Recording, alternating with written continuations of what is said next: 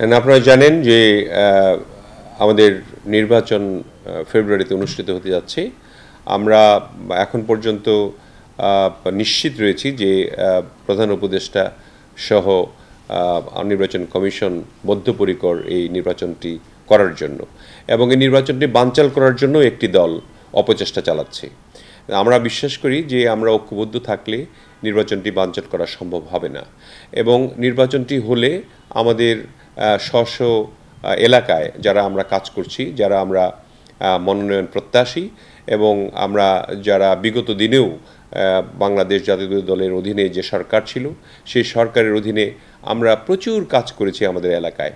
আমার এলাকা বকশীগঞ্জ এবং দেওয়ানগঞ্জ মিলে, এবং দুটি উপজেলার নদী ভাঙ্গনের যে অবস্থান রয়েছে সেই নদী ভাঙ্গনটি বন্ধ করার জন্য এবারের প্রতিশ্রুতি আমি দিয়েছি আমাদের জনগণকে। আমাদের এই সঙ্গেই জনাব তারেক রহমান যে বার্তাটি আমাদেরকে দিয়েছেন, জনগণের সঙ্গে থাকা, জনগণকে সাথে নিয়ে চলা, এবং একসঙ্গে চলে তাদের যে সুবিধা অসুবিধা যেগুলি আছে সেগুলি নিরীক্ষণ করে আমাদের সরকার যদি গঠন করতে পারি সেগুলির সমাধান করা। বিশেষ করে শিক্ষার প্রতি তিনি অত্যন্ত মনোযোগ সহকারে আমাদেরকে দেখতে বলেছেন। প্রাইমারি শিক্ষা থেকে আরম্ভ করে যে শিক্ষার মান বিগত সরকার বিনষ্ট করে দিয়েছিল সেটাকে পুনরুদ্ধার করার জন্য প্রাইমারি স্কুল থেকে আরম্ভ করে ইউনিভার্সিটি পর্যন্ত, শুধু তাই নয়, এবং কারিগরি শিক্ষার ক্ষেত্রেও আমাদেরকে লোককে শিক্ষিত করার জন্য তিনি নির্দেশ দিয়েছেন। এবং তিনি আমাদের খুব ভালোভাবে বলেছেন যে আমরা ঐক্যবদ্ধ থাকলে পরে ইনশাল্লাহ বাংলাদেশ জাতীয়তাবাদী দল সরকার গঠন করবে, এবং সেই সরকারের মাধ্যমে বাংলাদেশের গণতন্ত্র ফিরে আসবে। তাছাড়া বাংলাদেশ যে অবস্থায় পতিত সরকার নিয়ে গিয়েছিল এটাকে উদ্ধার করা অত্যন্ত কঠিন হবে।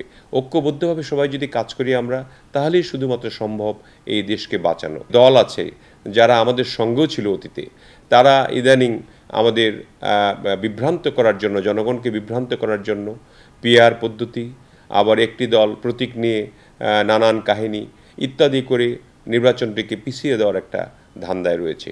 সেই নির্বাচনটি যদি পিছিয়ে না যায়, পিছিয়ে গেলে দেশের কত বড় ক্ষতি হবে সেই চিন্তাটি তারা করছে না। এবং সেই চিন্তাটি যদি করত তাহলে তারা নিশ্চয়ই একটা অবাধ, সুষ্ঠু, নিরপেক্ষ নির্বাচনের জন্য তারা সবার কাছে আহ্বান জানাতো। মানে জুলাই সনদ, তারপরে আপনার প্রতীক, তারপরে আপনার পিআর, এগুলি নিয়ে অযথা এই দেশকে বিনষ্ট করার প্রচেষ্টায় একটি চক্র লিপ্ত রয়েছে। আমি আহ্বান জানাবো তারা বাংলাদেশের স্বার্থে বাংলাদেশকে রাজনীতিবিদগণ ভালোবাসা উচিত। রাজনীতিবিদগণ সকলে মিলে আমরা একসঙ্গে কাজ করব, এবং ঐক্যবদ্ধতার সাথে রাজনৈতিকভাবে আমরা সব কিছু মোকাবেলা করব বাংলাদেশের বিরুদ্ধে যা আসবে।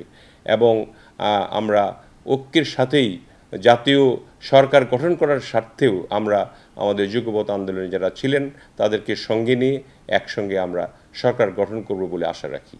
দেখেন, দুর্নীতির ব্যাপারে আমরা দৃঢ় প্রতিজ্ঞ। আমরা আশা করছি যে আগামী নির্বাচনে আমাদের নভেম্বরের শেষ দিকে অথবা ডিসেম্বরের প্রথম সপ্তাহে আমাদের ভারপ্রাপ্ত চেয়ারম্যান জনাব তারেক রহমান তিনি দেশে ফিরবেন, এবং দেশনেত্রী বেগম খালেদা জিয়া তিনিও আল্লাহর রহমতে আস্তে আস্তে সুস্থ হচ্ছেন।